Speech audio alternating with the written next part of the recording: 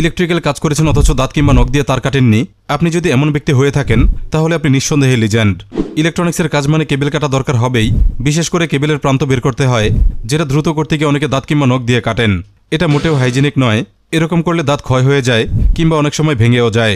ছোট্ট এই কাজটি নিখুঁত করতে আছে চমৎকার যন্ত্র, যেটাকে বলা হয় ওয়্যার স্ট্রিপার। যেমন এই যন্ত্রটি আমি ব্যবহার করি, খুবই চমৎকার কাজ করে। দেখুন এটা কতটা কার্যকর। এমনই সহজভাবে এটা দিয়ে কেবলের প্রান্ত বের করা যায়। যন্ত্রটিতে টোটাল দুটি ফাংশন আছে। প্রথমত তারের ইনসুলেশন কেটে কপার বের করা যায়। চিকন কিংবা মোটা তার অসুবিধা নেই, তবে তারের পুরুত্ব অনুযায়ী অ্যাডজাস্ট করে নিতে হয়। এছাড়াও এটা আছে কাটিং ফ্যাসিলিটি, তারের যে কোনো পজিশনে কেটে ফেলা যায়। এ কাজে রয়েছে ধারালো ব্লেড। ইলেকট্রিক কেবলের কাজে দারুণ একটি যন্ত্র এটা, সেফটি সহ কাজ করা যায় অনেক দ্রুত।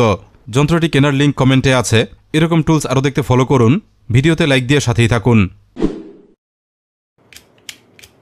ইলেকট্রিক্যাল কাজ করেছেন অথচ দাঁত কিংবা নখ দিয়ে তার কাটেননি, আপনি যদি এমন ব্যক্তি হয়ে থাকেন তাহলে আপনি নিঃসন্দেহে লিজেন্ড।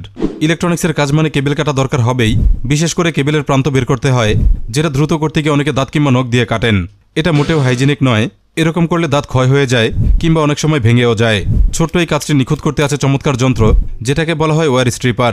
যেমন এই যন্ত্রটি আমি ব্যবহার করি, খুবই চমৎকার কাজ করে। দেখুন এটা কতটা কার্যকর। এমনই সহজভাবে এটা দিয়ে কেবলের প্রান্ত বের করা যায়। যন্ত্রটিতে টোটাল দুটি ফাংশন আছে। প্রথমত তারের ইনসুলেশন কেটে কপার বের করা যায়। চিকন কিংবা মোটা তার অসুবিধা নেই, তবে তারের পুরুত্ব অনুযায়ী অ্যাডজাস্ট করে নিতে হয়। এছাড়াও এটা আছে কাটিং ফ্যাসিলিটি, তারের যে কোনো পজিশনে কেটে ফেলা যায়। এ কাজে রয়েছে ধারালো ব্লেড। ইলেকট্রিক কেবলের কাজে দারুণ একটি যন্ত্র এটা, সেফটি সহ কাজ করা যায় অনেক দ্রুত।